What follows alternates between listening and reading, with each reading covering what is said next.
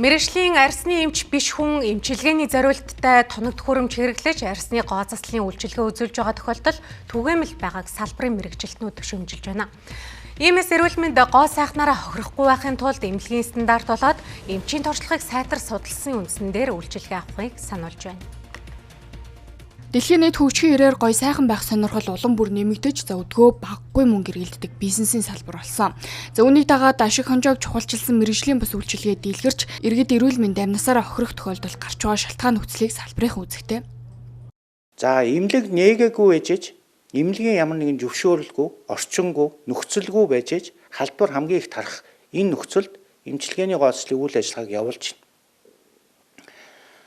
За энэ нь ямар хор ушигтай вэ гэхээр доор хаяжл хамгийн энгийн жишээ БЦ вирус дох цусаар тархна. За дээрэс нь өөрийнхөө эрүүл мэнд гоо сайхныг алдагдуул. За хамгийн сүүлд арьс гоо заслын эмнэлгүүдэд 2023 онд төлөвлөгөөт бус хил шалгалт хийсэн байна.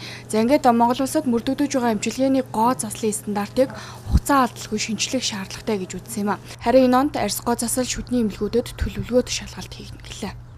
Ер нь бол цаашд юу анхаарах ёстой гэхдээ зэрэг тухайн эмнэлэг эрүүл мэндийн байгууллагууд нь бол нэгдүгээр нь тухайн эмнэлэгт ажиллаж байгаа хүний нөөцөө чадахшуулах шаардлагатай арьс гоо заслын эмнэлгийн арьсны өвчний арьсны өвчний чиглэлээр бол арьс судалт чиглэлээр бол мэрэгшүүлэх, хоёрдугаарт нь бол ажиллаж байгаа сувилагч нарын нөөцийг бол бүрдүүлэх хэрэгтэй. Зарим эмнэлэгт бол одоо сувилагч байхгүй зөвхөн эмч ажиллаж байгаа жишээтэй. За дараа нь гэх юм бол тухайн тусламж үйлчилгээнд одоо ашиглаж байгаа тоног төхөөрөмж бол баталгаажуулах шаардлагатай юм байна гэж бид нар бас дүгнсэн байна. Тэр орон сууцны доор үйл ажиллагаа явуулж байгаа эрүүл мэндийн байгууллага энэ зохицуулт бол 2017-8 оноос хэрэгжсэн. Хуучин бодвол та бүхэн мэдэх бах байрны орон сууцны доор нэг давхарч ч гэдэм үү эрүүл мэндийн байгууллага үйл ажиллагаанууд явдаг байсан шүү дээ.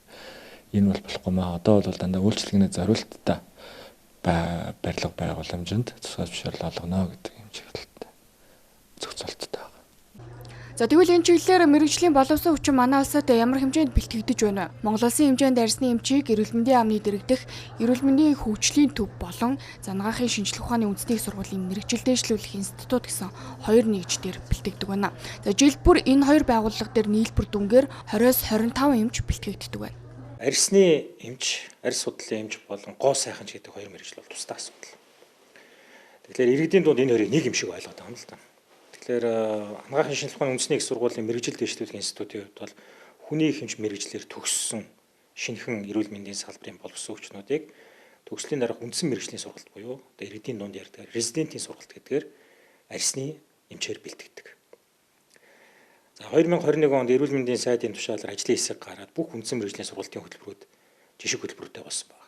Арьсны эмч нь анагаахын сургуульд 6 жил суралцаж, резидентийн сургалтыг 2 жилээр төгсөж арьсны эмч болдог. Харин гоо сайхан ч 3 сарын хугацаатай дамжаан суралцаж төгсдөг гэсэн хоёр ялгаатай. Ингэж суралцсан хүмүүс арьсанд мис хүргэх, зүү тарих нь учир дутагдaltaй тул иргэд үйлчилгээ авах гэж байгаа газартаа хилд тавих нэг шаардлагатай юм а.